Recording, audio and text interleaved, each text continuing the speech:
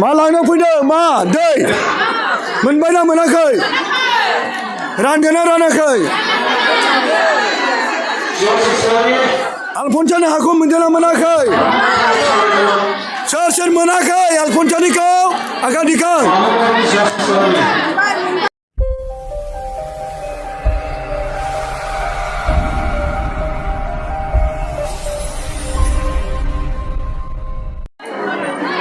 मा लांनो फैदों मा दै मोनबायना मोनाखै रानदोंना रानाखै आलफनसानि हाखौ मोनदोंना मोनाखै सोर सोर मोनाखै आलफनसानिखौ आखाइ दिखां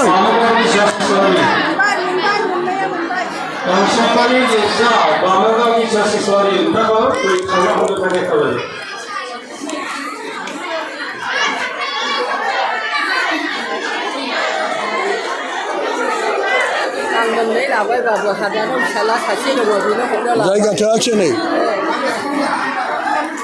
नोंना मा नाम बाबु नोंना मा नाम प्रिन्स होनदो मा नाम दं प्रिन्स होनदो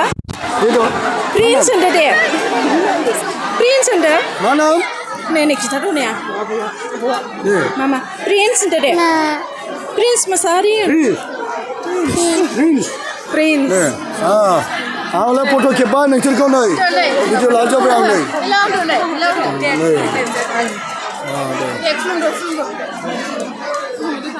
मोनबाय दैया मोनबाय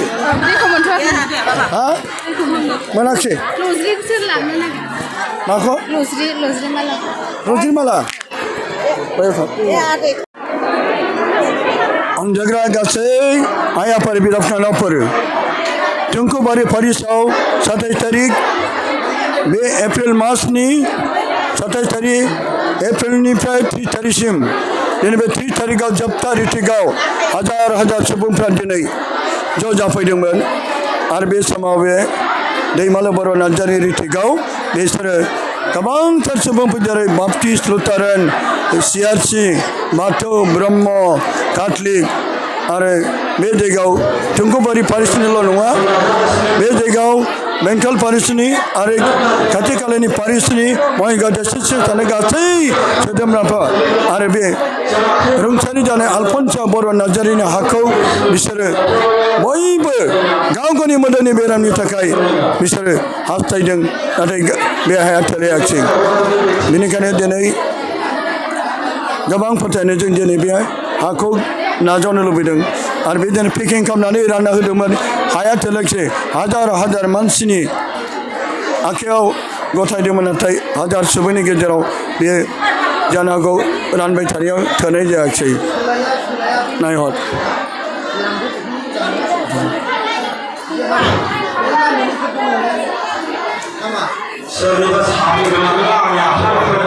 हाखौ नेना थादोंमोन हाखौनो मोनाखिसै नायहर हनै रुंसारि आलफनसा बर' नार्जारिनि हाखौ सेख'लायबाय माने गोबांथार बे टुंकुबारि पारिसनि सिङाव थानाय रिट्रिटनि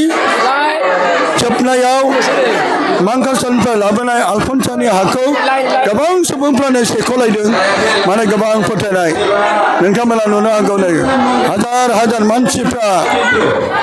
आलफनसा बर' नार्जारिनि बे फमनाय हाखौ बिदिनो गोबां सुबुंफोरनि फोथायनायखौ जों नुनो मोन्दों रावखौबो कन्ट्रल खालामनो हाला हाजार हाजार मानसिफ्रा नै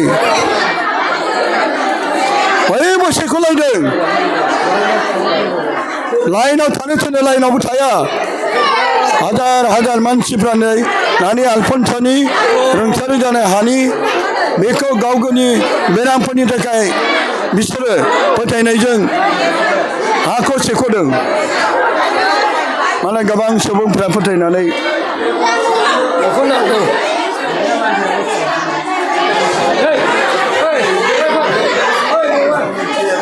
गोबां हाजार हाजार मानसिफ्रा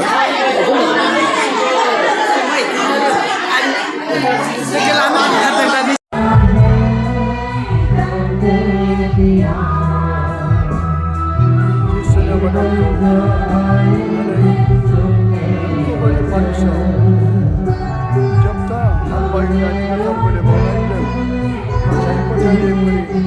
आइ आफाफोरनो दौरि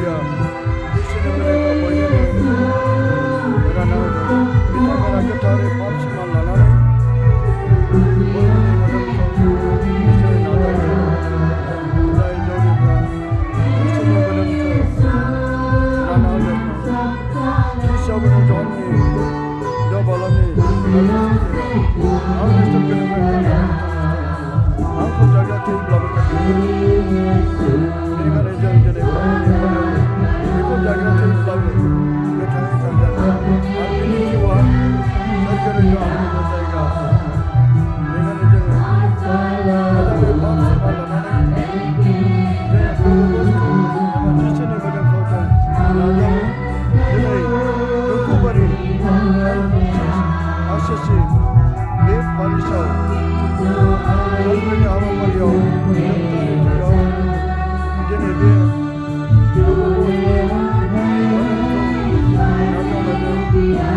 you.